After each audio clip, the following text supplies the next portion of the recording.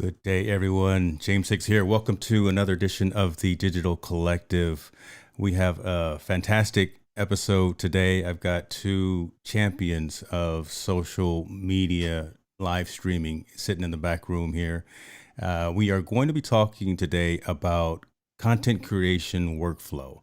Not necessarily just the gear, the equipment, and kind of the superficial aspects of content creation, but really want to talk about production pieces, talk about some tools, talk about best practices, and talk about ideas of moving forward and kind of leveling up your content creation activities and things along those nature. This is really the quarter, this is really the year to start thinking about rising up above the noise, about making yourself stand out, owning your content, owning your environment, owning your creation. So really wanted to gather some folks together and have a discussion. Really want to make this back and forth of a dialogue as well. So thank you for all who are joining. If you have a question, I got my phenomenal moderator in the chat right now in the comments already giving me a hard time, but I know that they're watching. And if you put a Q in front of your comment, it will get to the top of the list and we will be able to address that. But let me first go ahead and say, was what it, they don't shave in Mexico. Yes, folks, I spent the last 10 days in Mazatlan doing a lot of resting and relaxation and letting my Movember beard grow.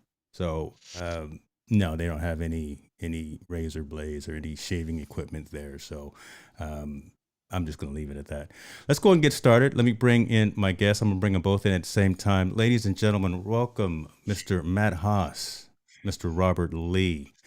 Hi, Gentlemen, James. how Robert. are you? How's it going? Oh, oh my Always good to gosh. see you too. Does Robert, are you not wearing your headphones? Why is there an echo there, man? You are a professional in this industry and you've got echo. Maybe you might be hearing voices in your head. I don't hear anything. I don't know what you're talking about. Okay, no, you fixed it right there, but real quick, I saw the hands moving real quick. No, but first of all, thanks you guys for taking some time. I know scheduling was weird. I again was an hour different when I scheduled this, and timing was a little off, but I think even folks who are not here live, the replay squad is going to be huge. We are using some new tools, new functionality as well. So we're utilizing one of the platforms we're going to talk about today, Restream, and using Restream pairs. So not only my channels, not only my Facebook, YouTube, uh, Twitter, and website channels are we streaming to now, but you guys have also paired this particular stream with some of from your social profiles. So I believe we're going to Robert your YouTube site and to yours as well, Matt. Is that correct? I pushed this to my Facebook page. Okay. So you got one of I my got one. 100 Okay. social medias. No worries. I tell you what, while I go through some of these initial comments, let me ask you guys, because I believe that's a new feature and functionality that you probably haven't had the ability to take advantage of yet. So, Robert, let me start with you. How was just when I gave you the link, right, for Restream Yes. pairs and utilizing hmm that technology to bring in your community and bring in your audience to this stream? How did that work out for you? So the link you gave me, it's great. The one thing I learned about using Restream pairs is there are some things you have to watch out for before setting up, and that's when right before you post the what right before you use the link is to be able to update the description accordingly so that whether it's just minor things like grammatical points or descriptions. I streamed it into Twitter, and at the moment they don't allow you the opportunity to preview the stream before editing, so it doesn't appear until you go live. I didn't discover that until as I was configuring that, so it's only like with YouTube and Facebook you can adjust the text accordingly before pumping out the link for it to be previewed and then to go live there. So it's like little things like being able to catch those types of Yeah, adjustments yeah. is things that I always look out for, just because where it may be. I mean, with the proper timing, you can catch it and be able to make the adjustment. But for some people that may be new to Restream and not familiar with Restream here, it's something they should be aware of. So As I always advocate anyone that's getting into live streaming, just to be able to set yourself enough time to be able to kind of iron out these adjustments, so that way you Good don't get point. hot flat-footed. So Good point. Maybe we'll talk to Anya and we'll talk to Grace over at Restream and give them our feedback for sure. While I've got we're some in, comments about Restream if you want to hear them. oh, I know you've got some comments. Look, let me tell you something. I'm holding you for just a minute, man, while we get all the particulars ironed out. Robert, while we're in this particular scene, though, if you could kind of, as we talk behind the scenes, if you could adjust your framing, because your that lens that you're using. What lens are you? Oh, yeah, never mind. You're using yeah, that Logitech so thing. We won't talk too much. I'll just see if I can just kind of reposition so I'm not too I big. know I what know I'm I sending you still for got a big head Christmas. to begin with. Yeah, I've got something that I'm sending you for Christmas. It's a Sony, and you're gonna like it. So there you go. Now you're better, Mr. Haas. Talk to us a little bit about the whole Restream usability. Anything that you may have Okay. run into. Well, the Restream pair stuff, easy peasy, lemon squeezy, period, full stop.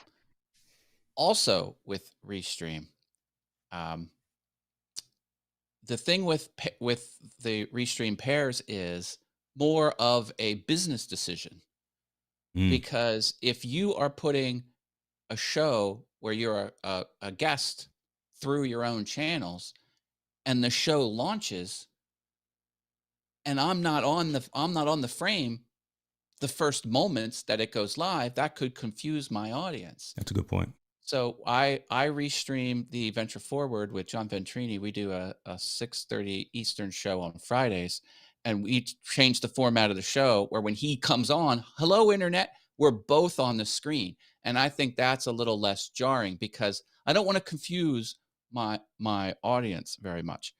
And I also have one wish list for Restream, because you have a relationship with Restream, don't you, James? Yes, yes. Melanie might also. I don't know. Oh, she knows everyone. Look, Here's MDH my knows plea. everyone. Someone who is in with the management over there.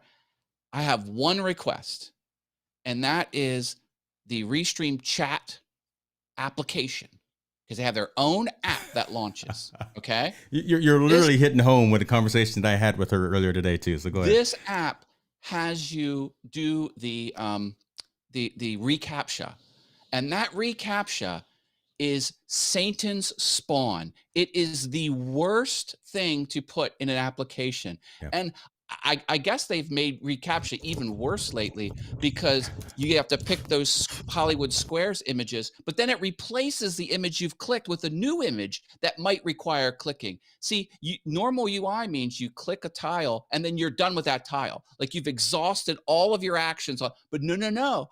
And so I go 4, 5, 6 rounds on this thing. I'm taking off my glasses. I'm looking. Look at this guy. I can see the he's square. hot.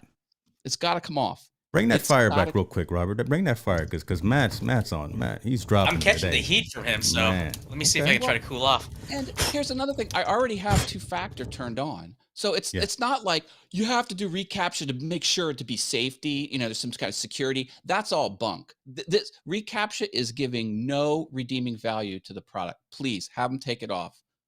Those are good points, and there's still some things that are within the Restream login and dashboard that show that they're deprecated, right? They like the scheduler. There are a handful of things that they're working on so much. They're trying to do good work. I mean, decent platform, great platform. We're going to talk about them here a little bit more here in a minute. But there are some things, kind of like you're saying, the reCAPTCHA and the scheduler and the whole chatbot issue. While it serves a great purpose of being able to pull in all of the comments from the different platforms, it's a little kludgy.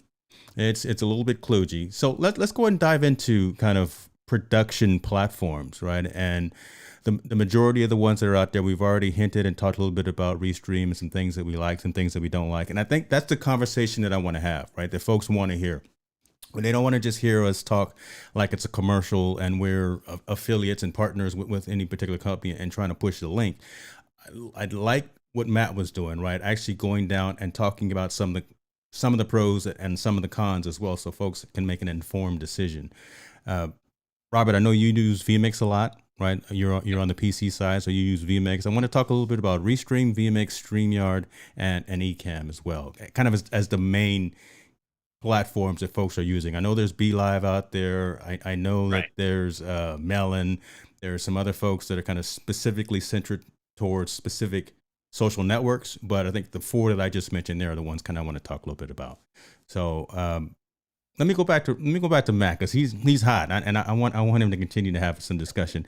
Your platform of choice on a majority basis, what are you using, Matt? Without a doubt, YouTube, baby.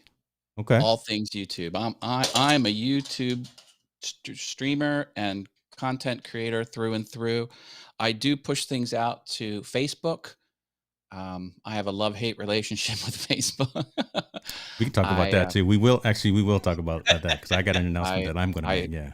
I stay off Twitter just because it's more of a personal choice, and I use many other social media platforms, not necessarily for video, to push people into the YouTube channel. Yeah. I'll go to Instagram. I'll go to Instructables, which is a DIY type thing, very niche type of thing.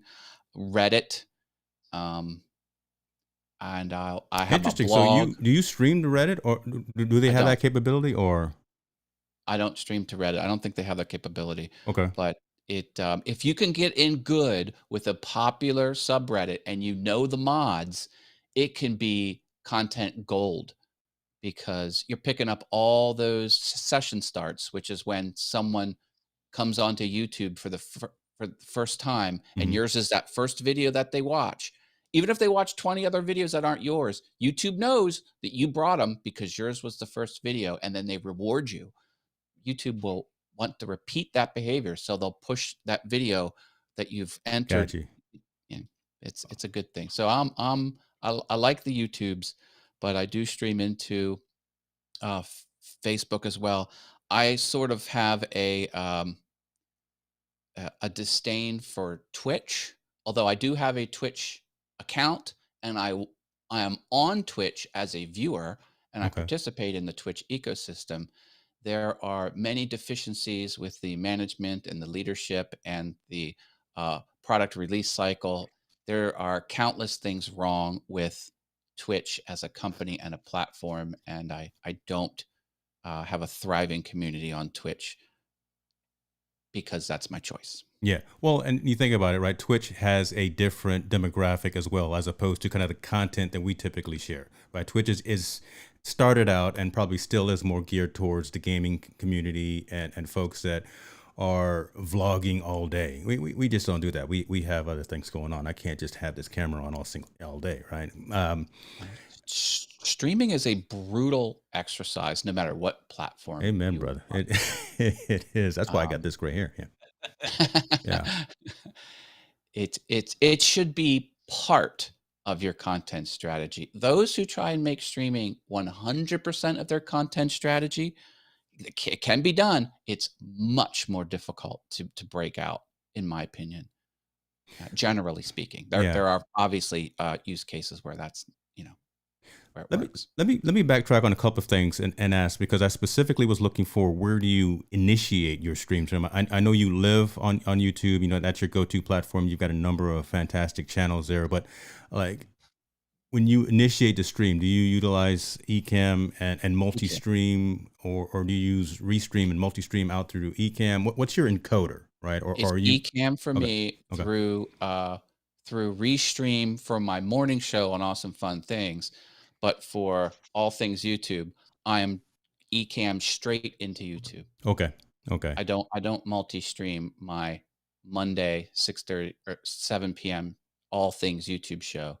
It's just that platform only, so I don't use Restream for That that. makes sense. Okay. I might in the future, but I don't think I'm going to. It's kind of odd doing a show about YouTube somewhere else. Somewhere else. Yeah, But that doesn't seem to that didn't even sound right coming out of your mouth, right? yeah, yeah. Um, Robert, what about you? And let me before you begin, let me ask because I see Keely Dunn here, and she's huge. We were talking about platforms. She's huge on Discord, right? She's got a large following. She's live streams into her Discord community, which is hundreds plus deep, right? If not more. So my apology if it's more than that. But have you utilized Discord as a platform for pushing your content out to your community as well? I haven't yet. I just started to learn about Discord, so I'm still trying to get an understanding of the ins and outs as to what's the best way to utilize the type of content pushing out or the type of audience I'm reaching out. So that's something that'll be on my radar soon just to check out. I know, like, not to sound like a quarterback coach, but generally how I look at it, just based on my objective, like who the audience I'm trying to reach out to, Mm, and what tools that work to my advantage to get out there. So if I'm only, let's say I'm just trying to do a stream just purely to like a more professional business, I may do something like do a direct stream into LinkedIn Live through Restream. Recently, I had the ability to broadcast as a live stream LinkedIn a broadcaster, so I mm. may try to mix it up and do it directly from vMix, in those situations. If I'm looking to do something really, quick and straight quick and dirty not dirty, quick and easy, Don't be I may dirty. just go right into quick and okay, through the Restream Studio and blast from there. Sometimes, like, if I wanna take advantage of the Restream, distribution, I may go from vMix into Restream and then go out to the platforms, whether it's YouTube or Facebook. So it's just depending on the situation, just kind of helps dictate as to which direction or which strategy I go out to. And it's helpful Okay. too, just for the fact that you get an opportunity to just kind of troubleshoot as to where the choke points may be when you're streaming, so that if if a person may have difficulty with their streaming, whether it's with their channels or just the workflow, it gives me a better position to help that individual or colleague or business to help them get their streams up and running. So. I got you. So I want to pick your brain just a little bit more because Mhm. I know about Ecamm, Matt knows about Ecamm and know kind of the capabilities that side, but I'm selfishly curious to get a little bit more into the vMix side, right? And Sure. understanding how you can multi-stream, multicast from there. Why would you need something like, we haven't even mentioned like an OBS or something like an OBS or something like a Restream? Can you or can you not go straight from vMix into those multiple platforms? And is that something that should be considered for our PC brethren out there? Since it's solely PC based, right? You can't use or can you use vMix on a Mac? PC only. Only Okay. PC. Okay. So a lot of it just really depends on what the vMix relationship has with the platform. vMix doesn't have the LinkedIn API where they can go directly into LinkedIn, so they would need a third party like a Restream or StreamYard to be able to stream into LinkedIn. Others like YouTube or Facebook, they can stream right directly into it from the vMix software. So it just really depends on where you're streaming as to what relationship they have to be able to stream directly into the channel, or if you have to actually have other tools to pipe in there. So it just really depends on where you're going to be Okay. able to answer your But question. see, I don't want to gloss over that, and I see Yeah. Matt kind of nodding his head too, right? Because you don't want to sleep on LinkedIn, right? Again, if you're Right. trying to do business centric conversations and have a business centric audience, yeah, we can do that Right. on YouTube and we can control that dynamic. But if I Mhm. can't go into LinkedIn and talk to my network there using a platform, look, vMix is not cheap, right? I mean, I've looked at it before with a good colleague of ours, Corey Sanders, Yep. who utilizes that, and he's dropped a handful of nickels on on the vMix platform. So the fact that they're not a licensed, authorized platform for something like LinkedIn seems to make me question that. Right. Well, I mean, again, I mean, prior to the pandemic, the vMix has skewed more towards like production companies to be able to do like remote live streaming. So once the pandemic hit, I mean, it's just an explosion of folks just looking to find software that help them meet their live streaming needs. And the great thing about vMix is just that it has a lot more tools to give me different options to be able to stream. Whether it's if I'm trying to pull in a person into the call, they have a dedicated tool, vMix call, where I can bring up, depending on your software license you have, you can bring up to 8 callers right in your stream, so you Yeah, wouldn't need something like a Zoom to to get all to get those folks in the stream. But it's like just like the versatility allows me to do, whether it's with Restream and StreamYard, for example. they don't have like the crossfade function. So if I want to switch from a different camera or from a different clip, it just does a hard cut, and it can be jarring depending on the type of material you want to present. Just to have that ability, just to either do a crossfade or actually, Okay, or so maybe the just go straight. transitions that are integrated within VMix aren't as seamless, Right. and you're So like when pushing I buttons bring right now. Okay. Yeah, so like Okay. when I do that, you don't see all of a sudden one image and then another one. So it's just the ability to have that ease into like another transition to like a different image. It little things like that really makes a difference in the production and makes the I was gonna say end user, but the audience a little bit less jarring to watch. So things like that. It just really helps to not only just set your stream apart, but also just kind of give a little bit of a nice change of pace with the visuals in your stream. Okay, so I tell you what, now perfect segue. It's almost like I've done this before, right? That's a great segue to identify some authority, right, in terms of who you two gentlemen are. And since you brought it up, Robert, I want to start with you. Just kind of give the folks kind of your background, your relationship to live streaming, video production, and things of that nature, and who is Robert Lee. Uh, Hey, folks. So, my background, I've been in the video production business for the past 10 years. And prior to that, I've been been a marketing professional for over 20 years. So it gives me gives me a different view of looking at how the content's coming out, both as a marketer as well as a, a video profession, especially in live streaming field. And so, just to have those ability to look at different things give me an opportunity to try uh different things in terms of just shaking up the visual of helping the live stream stand out, or just to be able to experiment different types of content that get the audience attention. So for me it just really depends on the challenge that presents me as a which hat I wear more, whether I look at it as a from a marketing perspective or on a technical video profession perspective, or a little bit of both. It just really depends on what the situation calls for. So, um, and as a result, it you do have a lot of interesting projects or challenge, whether it's the creation of a program, whether it's behind the scenes, like the planning that goes into it, to really whether it's focusing on nailing your content as to what message you want to try to get out there, or just in terms of just the workflow of just getting the right images to help really punch up the point you're trying to make to your audience. So yeah, I mean, it's I guess whatever the challenge calls for, it just depends on what hat I wear and what what Robert Lee they want to deal with. So Which Robert Lee do we get today? I love that. We'll probably come back to that in a minute. Mr. Haas, tell the folks a little something about yourself.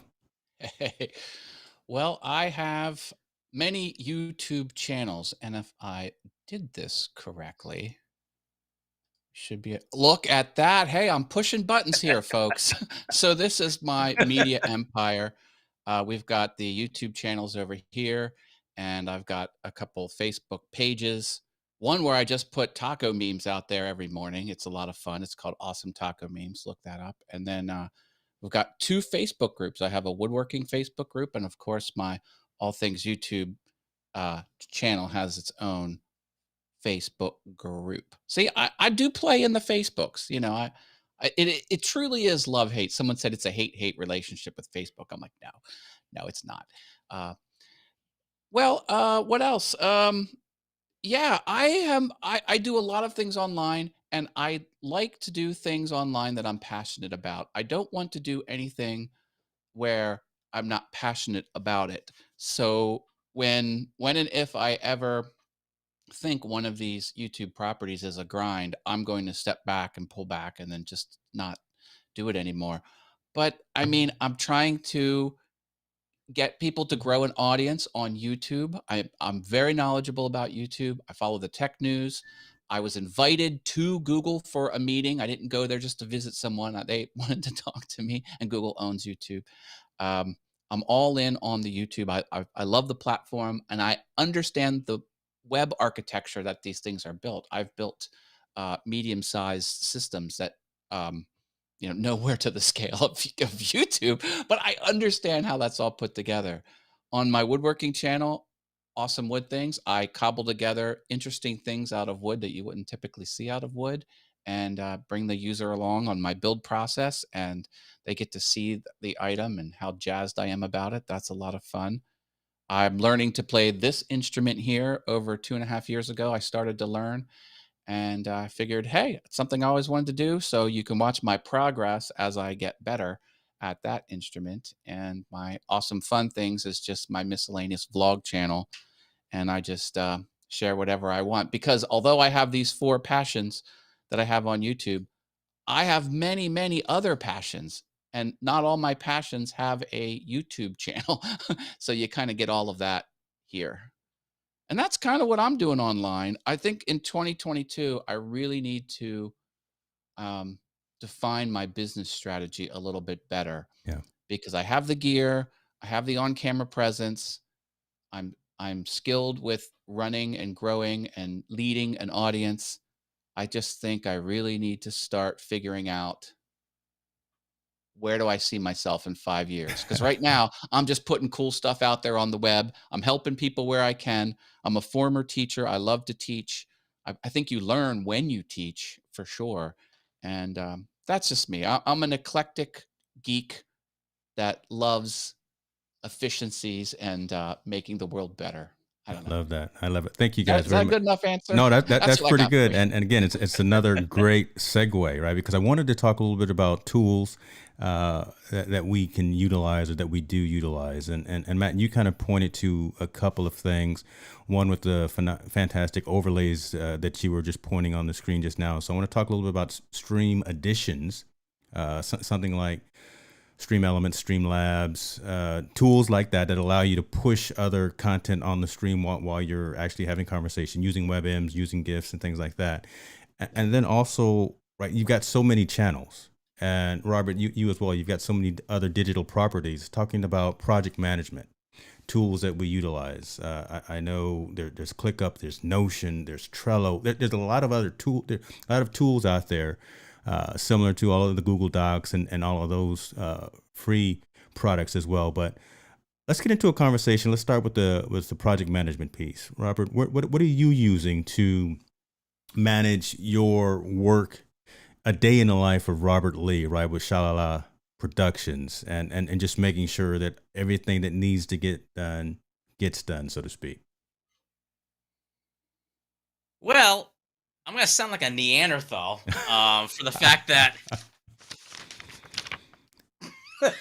Nothing wrong with I old mean, school pen and pad, brother. Nothing wrong with that. Okay, let's talk about it yeah, though. it starts off like that just for the fact that a lot of times I just need to be able to throw out some different ideas to just kind of work out the flow and mapping, and then a lot of times just really taking some template sheets that I use, whether it's a shot sheet, in terms of mapping the shots, or like show flow notes, just to be able to help organize a live stream program, and then just I don't.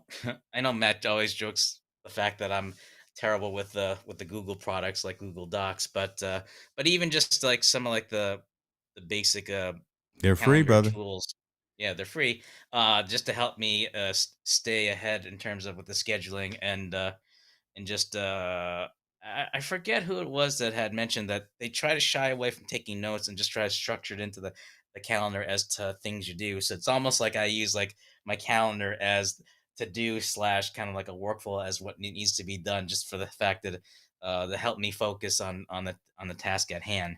I know, like I love the work Matt has done with Notion, just for the fact that it's a powerful tool, and Yeah. with the content he has, and I mean this the hinge on Matt's stuff. But I mean, it's just great to see just others, just to see the tools they use to help them organize and just really get the information out there. Um, but yeah, so it's a combination, like you say, some free tools and just even a simple paper and pen to help just to Okay. structure things. I'm gonna recommend to you, if you haven't seen, since you're a pen and paper kind of guy, Rocketbook. Take a look at Rocketbook. You can write physically in a notebook.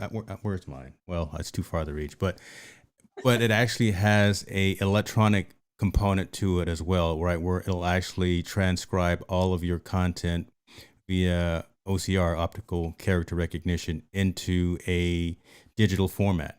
So you can have that tactile advantage of actually writing down notes in a notebook and carrying that with you and being offline, so to speak, but then take a picture of that page and it'll optically character recognize that document and put it into a Right. digital format, which you can edit as well on your laptop or on your tablet, whatever the case may be.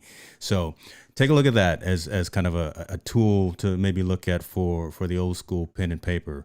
But Live Scribe.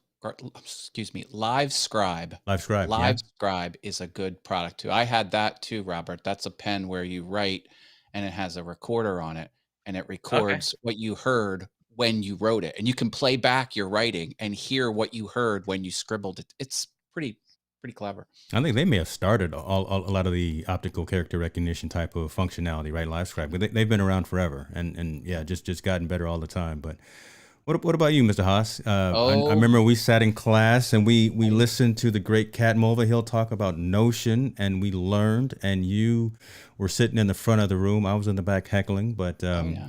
talk a little No, bit about what you're utilizing. I've got some stuff. Notion I can show it to you if you want. Let's do it, man. Let me Here we get your go. big screen, brother. I second that notion. Let me switch my camera here. Hold on. We will go virtual cam. Boom. Hey, look at that. All right. So this is a public web page. See, I'm out here. I'm on.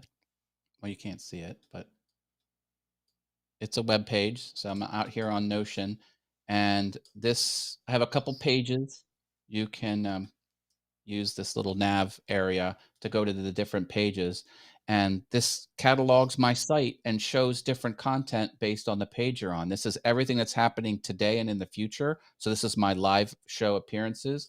I've got the fire hose, which is all content from all 4 of my properties and other people's properties. See, you have some pixels on my property. Love it, love it. And you can express this many different ways. You can see the calendar. Like, do you publish a lot of content? Look at all this content I publish. I'm going nuts with the content. But here's the behind the scenes. And your question was content planning. So this is what I do content planning wise. So let me kind of show you my database here. I've got icon, the main entry of the item, and then I catalog my channel, what type of piece of content it is, and if I'm planning development. And so I have a little bit of planning stuff here. I have a date field, but this really comes to life when I start doing full pieces of video content. This is something on my Piano Awesome channel. I did the cover of Michael Jackson's Thriller, and you get all this boring stuff. Now, this is going to be boring to look at, but it's actually quite fascinating because this is a content management tracking system. See how I'm tracking the physical assets? This exact file name is very critical for me to know, as well as the thumbnail. This is where it is finally published, the date, and then even some Final Cut Pro stuff. I've got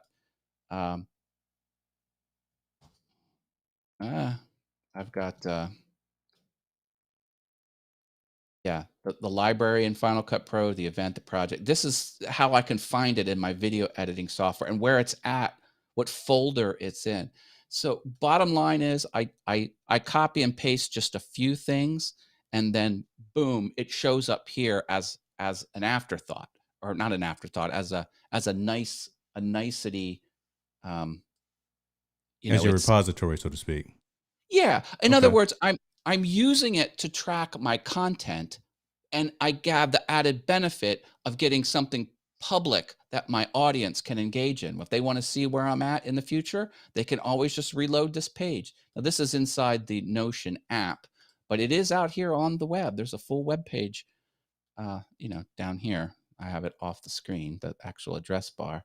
And then if they think they missed something, they can come to Firehose, or they can go to future live shows. So Notion, and that's the way I do it. So I have an idea, it goes into planning. If I start shooting it, I flip it to in development. And then when it publishes, it goes published. And then that published field allows it to show up on the public pages on the future live stream event or the fire hose. Like it won't show up on the other areas unless it has that published Got flag. you. Got It's you. like a safety. So yeah, I'm all in on Notion, and it's always there. If I'm out and about, I can call it up on my phone. Um, I'll never lose it. And Yeah. Notion's 100% free. So That's hey, the point that looking I wanted forward to it. to touch on right there. Right, again, one of those very robust tools that does everything from project management to project Yeah. boards to those content calendars, content creation calendars, like you were just showing as well, and just being able to catalog and categorize all of your content. Because man, look, I've got more sticky notes around here than I'm not going to show it to you, but utilizing a repository system similar to Notion like that, and being able to work offline. Again, I've been on planes for the last 10 days and 30,000 feet above the air. I would love to take notes and be able to and store those somewhere. I use ClickUp, very, very similar, right? So again, I have that same capability, same function, and I bounced back and forth for a while.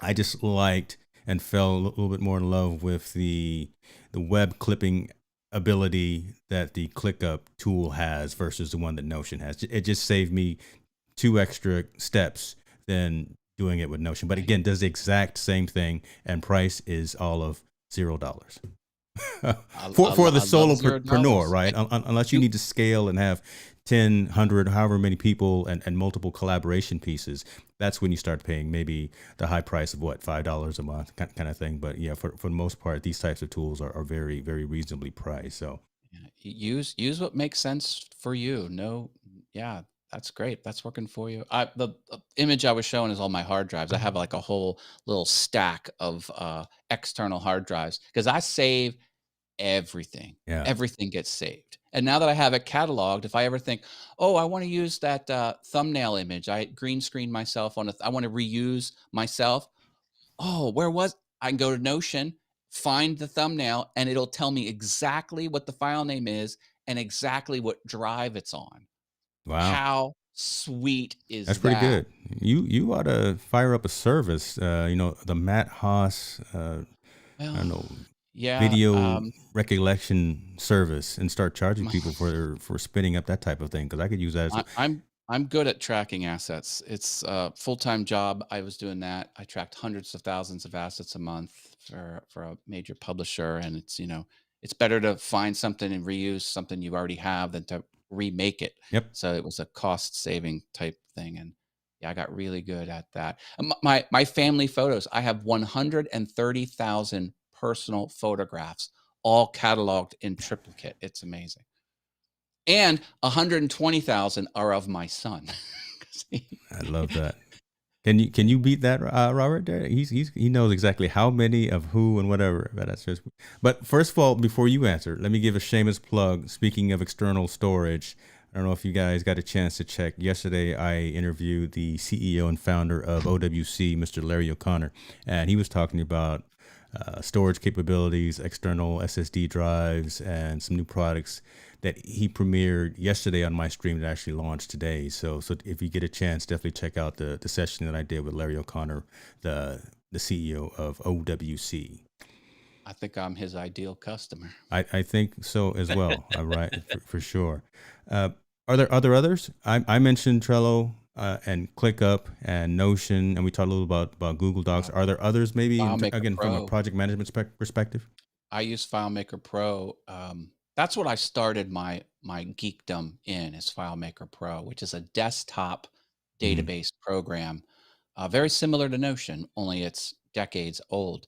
And once I learned the fundamentals of databases and data relationships, Mhm. then I went into web development and I learned PHP and MySQL, and I've learned all of that. And then that just translates instantaneously over to Notion because it's all the same concept: databases, fields, relationships, stuff like that. So my contact list, I have a woodworking contact list. I have stickers that I don't know why this is the case, but in the woodworking maker world, we all have stickers and we trade stickers. So I get tons of stickers in my PO box, and I catalog in FileMaker Pro who gave me the sticker and their address, and then I catalog if I've mailed them my sticker. So uh, it's just stuck there. But that's the only other thing I got is Okay. FileMaker Pro and Notion. And they're added to your Festivus list, right, for every year. People Yeah. probably younger than 30 years old won't even know what I was just talking about when I said that. December 23rd. Yeah. This is my show, Festivus. Google out Festivus, there. you youngsters, if you don't know what I was talking about there. Thank I you, got a lot of folks who are problems. for joining. We see folks that are coming in as well, leaving comments. Again, if you've got a particular question, we are just dialoguing. We're going back and forth, talking about specific things about providing strategies, providing best practices, some tools to think about when it comes, especially to the content creation journey. A lot of us are in that field. A lot of us are in that industry, and we're talking about platforms. We're talking about tools, best practices, and ideas. Next, I want to go into kind of what I alluded to, and I'll start with you, Robert, because you actually demonstrated some of that a second ago.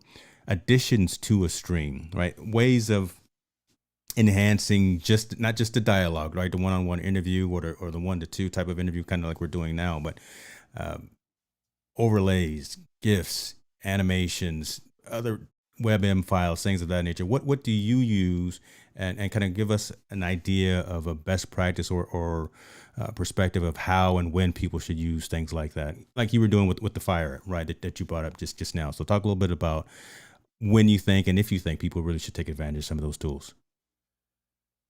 So a lot of it, the tools I use, whether it's the fire or animation, it's able to pull either images, whether it's stock or graphics or templates, whether it's sites like Envato or even Canva, and just being able to bring it into the vMix production software, and then just find creative uses how I can incorporate that into the stream. And a lot of it is just a matter of making sure as to what, not only that you can upload it into there, but just as to like what look I'm trying to give off. So whether if I'm just trying to like, if I just like to be able to bring this up, whether if Matt's come up with a hot comment, or if I just want to joke around on how like I think there may not be many people listening that I may get a cold reaction and have like snow. Give Uh, yourself the cold shoulder. What's up with that, man? Right, give myself the old, and just it's just a matter of just being able to take those elements and just trying to find creative ways to be able to incorporate the stream just to help stand out. Because you, even though we always talk about it's all about the content and just knowing what your message is, and what it is that to help resonate with your audience as to what you're trying to say. It just kind of helps to be able to punch it up to really just really breathe life into the stream. So I know, like, oftentimes I like to joke around, whether it's with Matt or even with my colleague John Kovaleski, if I'm just like to do a little banter, and I may just do something like See, folks, let me tell you just something. to kind of No, make it funny. a lot of times you'll do that, and I'll like have my monitors up and my earphones up kind of a little louder, and I swear you scare the hell out of me when you do that. Dude. That's why, folks, it's always good to have pre-production to let people know that I might pull up that graphic. Yeah. Be ready for that. So that's something for folks to be aware of when you do something like that. Because poor James there, it could really blow out his ears if he's not ready for it. I'm past 52 years old. I am not. You can't be doing things like that to me without without some forewarning. But again, that adds a lot of character, adds a lot of personality. Kind of breaks up the, I don't want to say monotony, but kind of breaks up the discussion a little bit, and adds again that personal touch to a lot of streams and all. Now, are you making those yourself, or where are you grabbing? I know you mentioned Envato, but are you making a lot of those elements yourself, or are you using something like? And I look at Matt because I want to talk about Streamlabs versus Stream Elements as well, because I know there was some discussion about that, and I heard Heather and Tom were talking about it about 30 minutes ago. Their disdain for Streamlabs today. But let me ask, where are you getting some of those tools from? I know I've used Placeit before. I've used Canva to create a lot of those properties as well. Crello, but let me let you interject.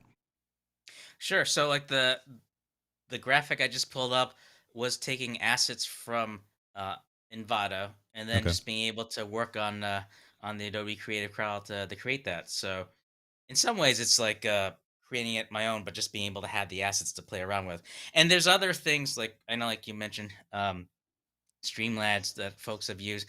vMix, the software itself, have like some of the tools to be able to create your own overlays, whether it's their GT Designer or they have some templates that you can use. Some that may be animated or just or still, and just be able to play around to give it like different looks. So like if I were to do like a LinkedIn stream, and I don't think I have this resized, but and it looks like the logo got ripped off. Just something to be able to Hmm. flash like a lower third there that I was able to create from vMix as an example. So it just really for me, it's just using the tools that either I have within vMix or either assets I can acquire from a Envato or a Canva, and just be able to build within the Adobe the Creative Suites to just be able to create animation or graphics. Okay. Now, is that the Adobe Creative Cloud that you use and that you're a subscriber to? Because again, I want to Yes, put all of those, get rid of all the assumptions, right? So folks know that that's something that you've got to pay for. It's like 19.99 right. a month or something of that nature, I believe, right? So just want to bring that up. And if you want the full suite, it's, I think, depending where you are, whether individual or professionals, between like 30 or 52 a month. So so yeah, so if you're gonna if you're gonna be an active streamer, you're gonna need the user tool, it's worth the investment. But if it's something you're not really sure, it's good to be able to just either try the free trials or just some of the samples, just to get comfort to know like if those are the tools you're gonna be repeatedly using, Got you. Got you. Matt, because it does add I'm up. gonna go over to you, but I want to address this comment here from Kevin. Yes, we are going to do Team No Sleep tonight. There is a lot of content to talk to about tonight that's within the realm of sports and as it relates to social impact. So, Team No Sleep will be on tonight at 6 p.m. Pacific time over on my channel. So, Good Matt, deal. talk to us a little bit, man. What's wrong I'm with a Streamlabs? What's wrong with them? I'm a Creative Cloud person. I make all my stuff through Yeah, Adobe products. I've I've got been I've got doing them Adobe too. products Been since using them forever. 1988. Okay. Um, I love Stream Elements. Stream Elements is awesome. Mm, As far as I know, it's completely free and it's great. And the thing about Stream Elements is it has APIs into the platform, so you can do live sub counts, you can do live tip counters, okay. you can do live super chat numbers and the names. When you're on vMix or Ecamm, again, I use Ecamm on Mac. It's static. Well, not static, but it's either an animation that you do that runs first frame to last frame, or it's just an image. Right. But Stream Elements can pull in those interactive type things, which I really love. No, nothing but good things to say with Stream Elements. Streamlabs OBS, I kind of always had a sketchy feeling about, because the name is so similar to OBS Studio, Yeah.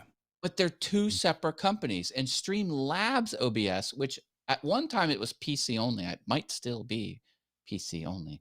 Um, but that's neither here nor there.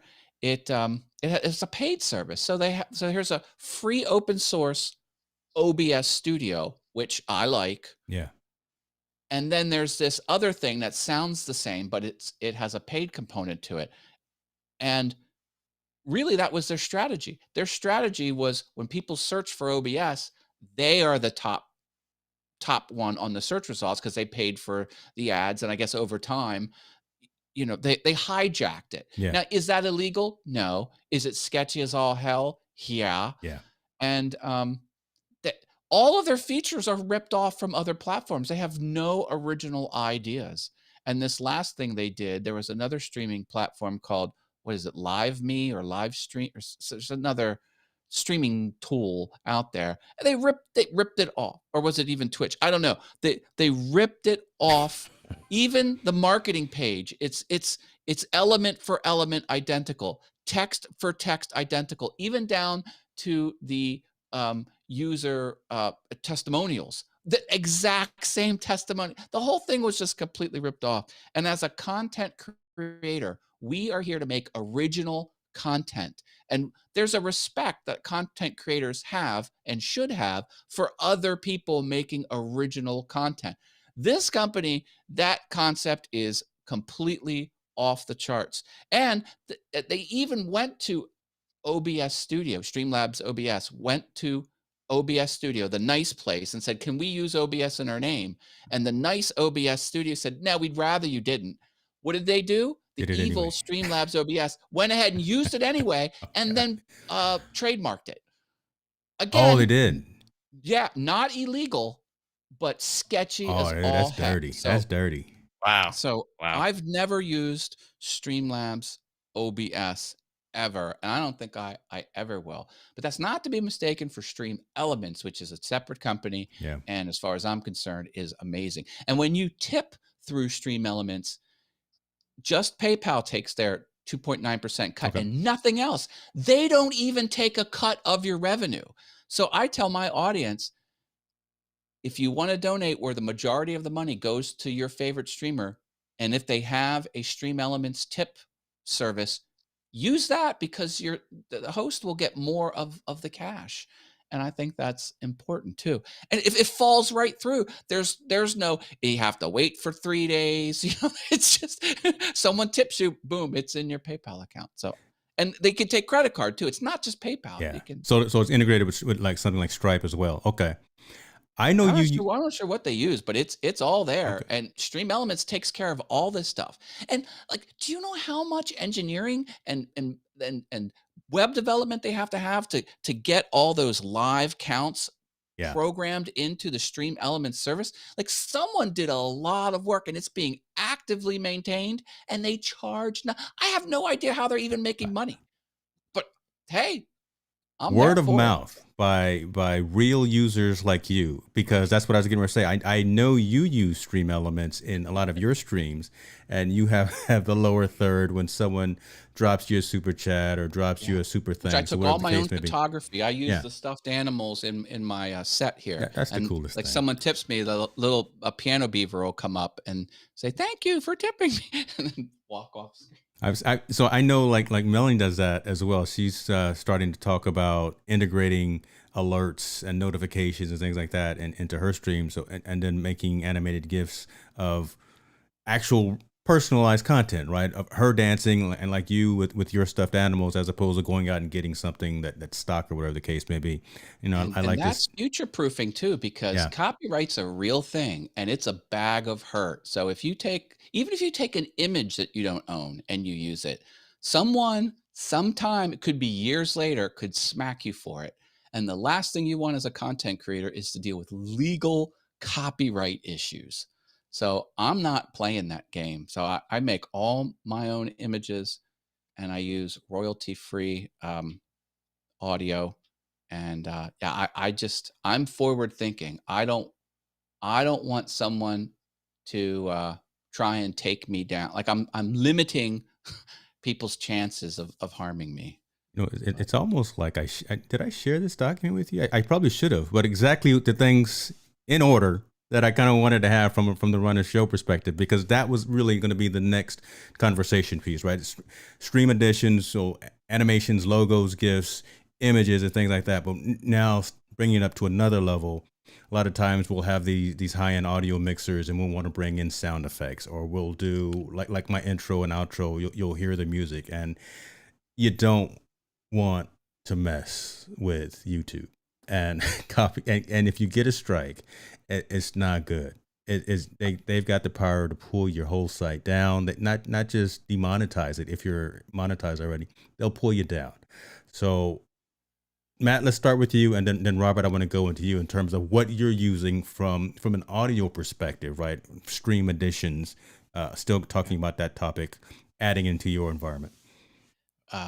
Well, before I answer that, I'll just say that with my full-time job in publishing, I know all the legal information about copyright and trademark, which is different. So I know all the nuance about what that is. So if anyone has any questions, I'm a good resource for you. I love helping people.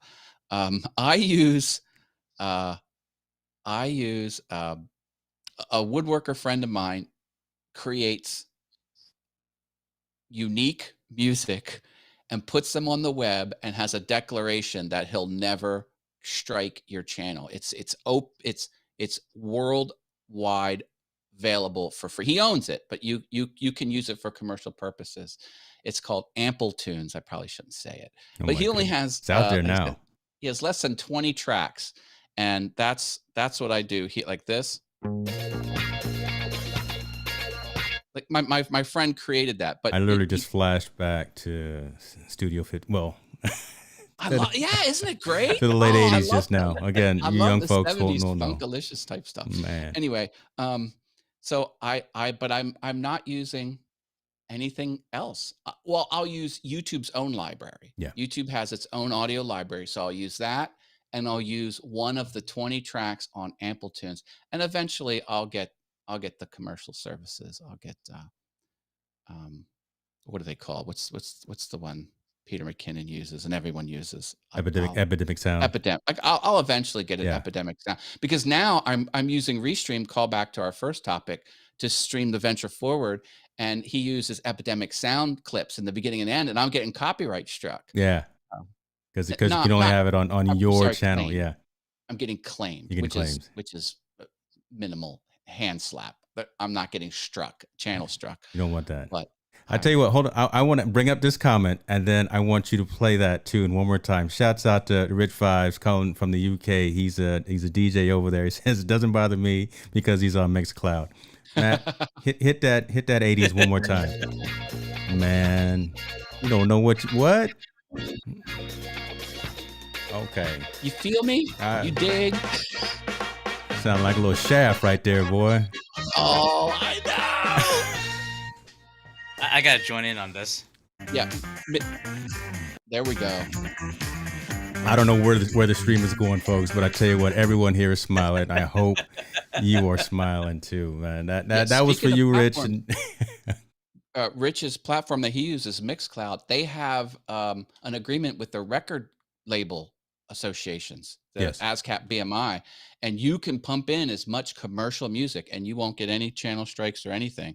Now they pay for that, but they've brokered the deal, so good on them. Yeah. What are you using, Mr. Lee? I know Melanie's talking about Stream Beats. I know they're out there as well for copyright free music. The YouTube library is growing, which is good. I'll use Harris Heller stuff too. I use his stuff all the time. So I used to be on Audio Blocks, but then I had tried. I have to be careful because sometimes I accidentally say Epidur when I meant to say Epidemic Sound. But I tried that for a month, but then I couldn't justify the investment to continue. So then when I had the Envato account, they also have an audio library that I would use from there, as well as the sound effects. I've been using that a lot. But for client work, it's pretty much like whatever the client can afford. We just would pull the appropriate materials for them appropriately. So yeah, it just really depends on who's it for and who's it from and what we need to use. So makes sense. But don't get caught in a strike. I want you, and I got one finger pointing out and three fingers pointing back at me, right? Just and to everyone listening and watching as well. Copyright free, please, is the way to go. Rich, we are not playing any more R. Kelly songs because we're not going down that route anymore, brother. You need to talk to Tall Boy about that. Maybe he'll play those, but I'm done with that. That's an inside joke. Epidemic Sound is the one that I utilize, and I've moved from, like I said, Placeit had a decent library that I use for some intro and some outro tracks, but I don't listen to the radio anymore. And I literally would just have a playlist running typically in the background of an Epidemic Sounds playlist and looking for different tracks to add into my environment. I'm not sure if she's still here, but I know Keely Dunn uses something I believe called Audio, AUDIIO, I believe is how it's spelled. But there's a handful of places out there, reputable places. Don't just go out there and assume, folks, just because someone has a library or a catalog of music, that it is copyright free and actually endorsed by the copyright and the owner of that soundtrack, that it is what it says. So, I have a comment about Epidemic Sound. yeah, Again, I don't use it, but my understanding, correct me if I'm wrong, is when you download the tracks, you can turn off different instruments. yes, So if you just want the bass, funky slap bass beat, you can have it. I think that is an underrated feature because I would use the heck out of that. For yeah. You sure. can get you can get the stems, so essentially the individual tracks, and again, just have the, if there's a full instrumental, you can just have the percussion. You can have just the brass, or whatever the case would be, or That's a big whatever selling that you point. want. So I that's pretty think my cool. I think Yeah, my next thing would be I need to get a B-roll account where yeah, I can get free B-roll. Although I do have Adobe's, I have access to Adobe's. Um, they've got their own right. B-roll type place, but Right. I'm thinking about expanding that because I'm all about the edited videos, and you can slap some B-roll in there, and it can take your quality up Definitely. significantly. Um, Now, I'm gonna because challenge you with that, with the B-roll, and I'm pointing one finger to you and then three back at me. We've got all these fancy cameras, and we've got these phones with 4K video. We can go out and shoot our own B-roll and not pay anybody, because I'm using Storyblocks, right? And it also has Mhm. fantastic images and video from a library perspective. But Pixabay, that's that Melanie, yes. Now that catalog is not, I'm sorry for cutting you off, but I get excited about Pixabay because it's 100% free. mm, Free. I yeah, can yeah, I can pay for free. But you like that number? Pixabay, the problem is their catalog isn't very robust. It has good stuff, but it doesn't have millions and millions of Yeah. assets. But it's getting there. No, no shame. No, I'm not giving it any flack for having the number of assets it has. But Yeah, yeah, I'll I go to use Pixabay for my blog posts. So about 80% of all of the images on infotainmentnews.net come from Pixabay.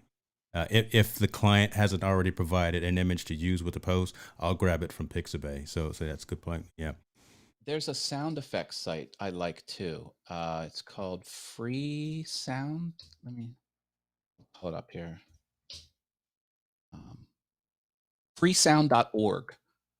And that's for like, cymbal dings and Hmm. um, you know, bass strums and explosions and some of my like that and I'll have a cash register over in Bank 3.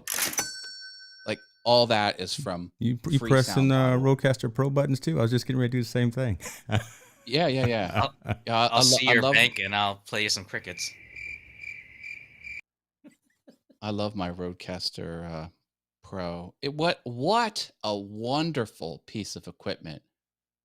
I can't say enough things about it. I mean, you could tell it was custom engineered for originally for podcasting, Yeah. but it put everything you needed up front and then everything you didn't need, it buried in its interface. And that interface on the Rodecaster Pro, it's just like an iPhone. Like sometimes this hardware you touch and the target is like 3 seconds after you touch it, or it's real slow. This thing is fast and what device has a record button this freaking big? I mean, the record button is just massive, and that's how it should be. Some of these other mixers, like these eight like 4 XLR in, and then four Right. other types of they got a little tiny record button. It's just the same button as other buttons in the bank. I'm like, Right. Rode did something really nice, and they used high-end internal equipments. They have the best preamps. They have the audio to digital converter, like high-end. I don't know. It is an amazing tool. See And how the conversation shifted when you started looking down at your RCP. We were talking about music. Well, it's in line. We didn't go too far off the wagon there, but yeah, sorry it's about all that. good. Yeah, but I want to go back real quick to just a couple of the comments that were coming in about the assets, digital assets. Melanie was talking about Deposit Photos has a good variety and also very affordable. Look, dollar an image. Again, pay the money, folks. Just you don't want to get caught up in any type of strikes or dings or trademark negotiations that you might lose. Just always pay close attention to the various licenses for those free sites. Good point. There is I've a got lot a of new fine comment print. for Yeah. content. Yeah. This is going to be a little controversial, so Oh my maybe goodness. we'll ratchet up the quality here on the show. If you Okay. Well, then let me get off camera. There we go. For custom graphic design, don't discount Fiverr.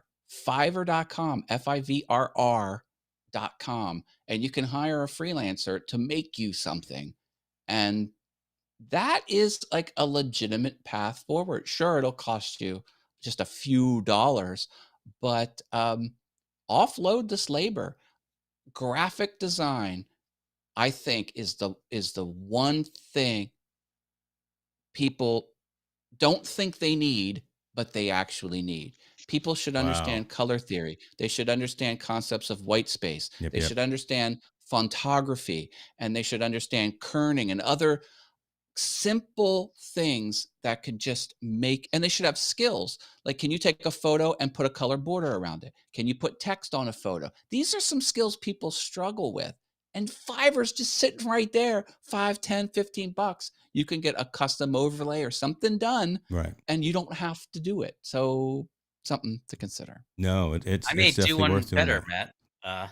Yeah. Just to add a point along with Fiverr, if you know local talent, I mean, I'm fortunate that I know folks in the graphic design, editors. If you know someone that can do a bang up job with the animation, whether it's doing intros or outros and stuff like that, I usually like to deal directly just because of the relationships that I have with them. And actually, as I promised to James to give a little bit of exclusive news there. Um, Next month, or actually at the beginning of December, uh, I know like before I've had some problems to be able to get on to do like live streaming programs. So I paired up with another colleague that we both know from our Lita days, Xanthe. Oh gosh, she's gonna kill me for not pronouncing her last name. Sirocco, but and she's based in Sweden, so we're gonna be doing like start doing a monthly program about the pop culture. It's called Pop Goes the Stream. A big thanks to my brother Josh for coming up with the name with the name. And so I reached out to an editor I had worked with before, Rhiannon Eibel, to put together a introduction to animation for the show. So to be able to reach out to folks that I've worked with before or just know that can do killer work is another great option, just to be able to not only pump up your live stream, but just also kind of infuse like some fresh talent into the mix there. So which is a fun thing. So there you go, James. Dropping, knowledges and coming here with highlights, headlines. Say it one more time. What's going on for the people like me in the back of the room? Say it one more time. The name of that stream. Pop goes to what? Pop Goes the Stream. So it's going to be covering pop culture. Yeah. Whether it's in the entertainment, the comics, movies, what have you. It's just a nice change of pace, just for the fact that I always kind of like take shots at my own self, but sometimes like if people want a little bit of variety from the day in day out of all the content push out there about video marketing, video production, what stuff like that. This is just me just being able to just kind of kick back and just kind of talk about stuff that I like to geek out about. And geez, I know I'm gonna probably have to do my best to keep up with her, but it'll be fun. Just two folks coming at it with a different point of view on the subject there. So I love Speaking of pop culture, James, like yes. you know I love you. Like I know you know that. Oh, but I will there's just point the out, but. Oh, jeez, what did I do? I will just point out Okay. that I skipped Ghostbusters Afterlife, the premiere, to be here on your show. So I really love you. Just so you know. You're a good man. I appreciate you, man. We appreciate you for coming and spending some time with the community. That's real, right? There you go. Make it plain. I don't know where to go right now because now I'm slightly confused. I heard the Amazon man showing up, so I've got some new goodies for the studio that just showed up. I heard the dog barking. Yeah, there's some things that are showing up. There'll be some unboxings a little bit later. All right.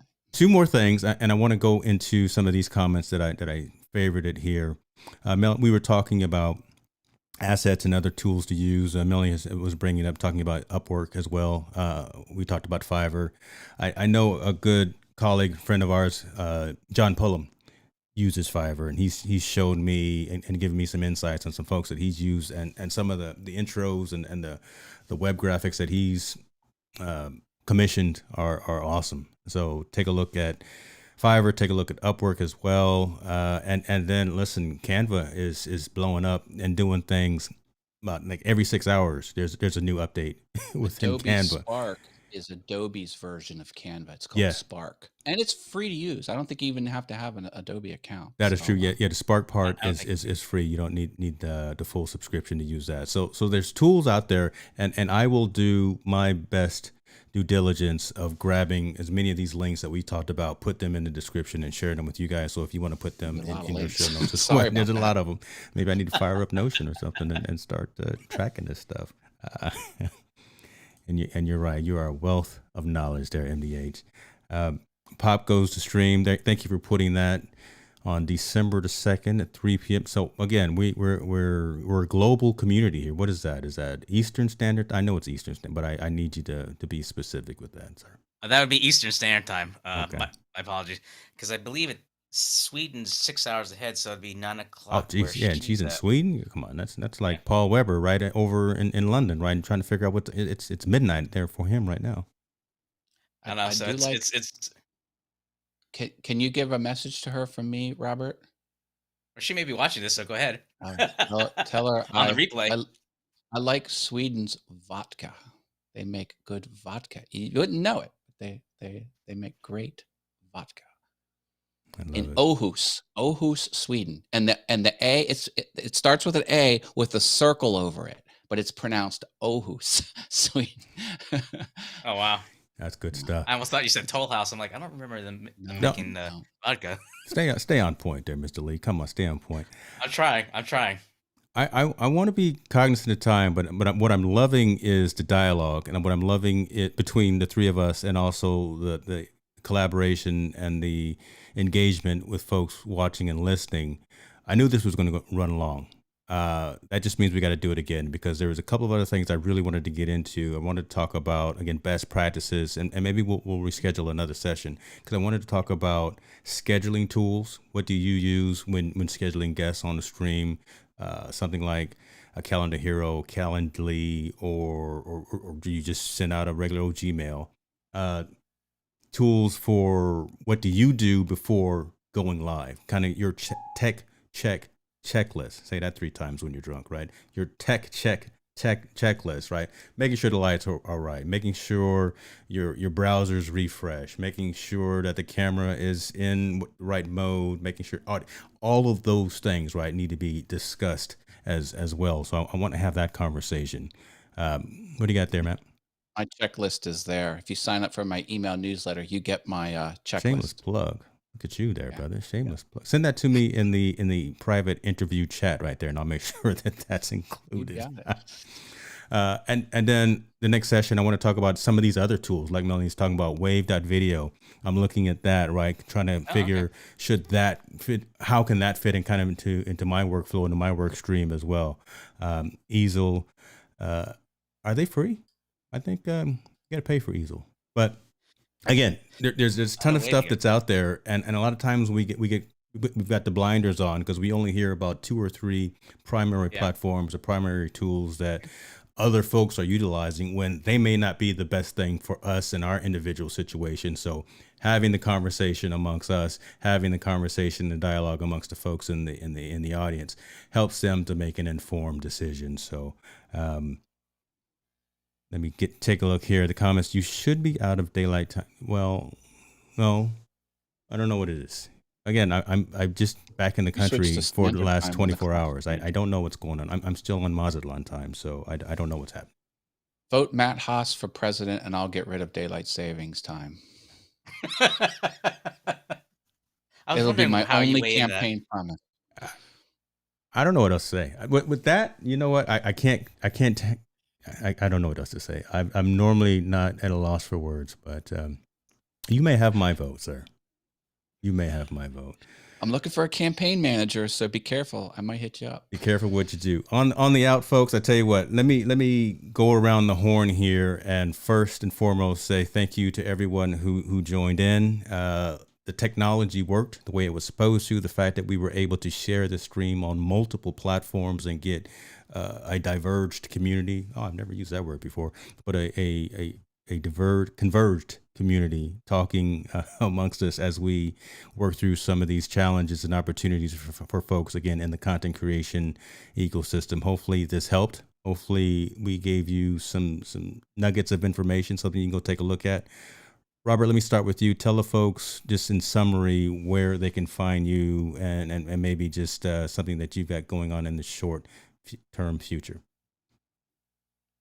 So if I'm gonna start. We're not in LinkedIn, but if people were connected with me LinkedIn, they could always just send me a message there, or if you want to connect with me, you could also send me an email at robertl@shalalalapproductions.com. With that's three laws. So, and also, or if you want to reach me on my YouTube channel, that's on Shalala Productions. You can send me an email there as well. In terms of things that are cooking, like I mentioned earlier, there's Pop Goes stream that's coming out on December 2nd at 3 p.m. Eastern Standard Time. There's a couple others I can't confirm as of now, just because like cross the I's, no, like cross the T's, dot the I's. I never, as Matt can attest, I'm not really great with um, yeah, that kind of stuff, that kind of Analogies. phraseology. Thank you. Analogies. But hopefully when we get close to sorting that out, I'll have more announced soon. But that's where folks can reach me if anyone has any questions on video production, live streaming, or just want to say hey, what's up. So there you go. Sounds good. Don't let Matt, make you nervous while you're on camera. Don't let him do that. I know he's very intimidating. He's a potential candidate, so you never know what can I know, happen. right? You got to be I don't know. careful when you're talking Yeah. to someone who may be high ranking and high in power like that. But Yeah, you Mr. never Haas, know. It's talk only to in us. my own head. Only in my own head. About the easiest thing is to get me at allthingsyoutube.com, and then it'll link out to everything. All of my web properties, you could get me at those email addresses. Just put MATT at the front. But allthingsyoutube.com is probably the easiest place. And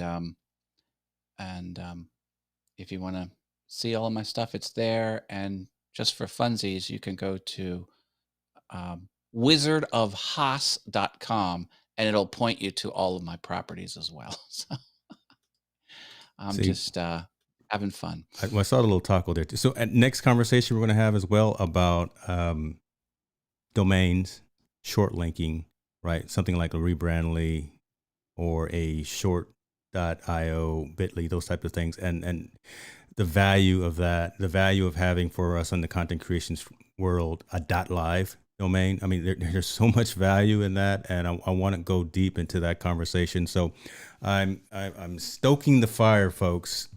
Subscribe. I know a lot to about the channel. that topic. Yeah. I bought 107 domain names throughout my life, so I know a lot. I love it. And where did you? We'll go into it. Where did you buy them from? Did you go to the GoDaddy? And shouts out to Paisley, who is now part of GoDaddy and DreamHost. Okay. I love it. I don't use GoDaddy anymore. I've cut GoDaddy out of my. We'll talk about that because my host Paisley just joined with GoDaddy, and they are a dedicated server hosting platform. So you're not on a shared environment. The thing I like about GoDaddy, 24/7 live person-to-person technical support. Yep. If it wasn't for GoDaddy, I wouldn't be where I am because I had a lot of questions and they helped me. I've jacked up my DNS a number of times, and at 2:00 in the morning when I got a glass of scotch in my, we don't have to talk about that either. But they're a good company. I'm not using them because I don't like them. I just phased them out because it was convenient. But yeah. Facebook user says, my brother-in-law is a great leader there. Whoever that Facebook user is, next time there should be a link to authenticate so we can definitely see you are. But we appreciate you for joining. Tell your brother-in-law I like their sniping service. You can pay them to get you domains that someone else owns, and then when they forget to put the payment in, they'll grab it for you. think I that used the was service for Chris. 10 years. For a decade, I used that service at GoDaddy, and it finally worked. It's all good. Folks, we Well, that was appreciate from- you. Matt, get over there, watch your show. What were you trying to watch? Star Wars or something? Empire Oh, Strikes Back. no, the movie. It was Ghostbusters Ghostbusters. Afterlife. All right. Hopefully you got a But, DVR. Go check it out. Robert, go do what you got to do.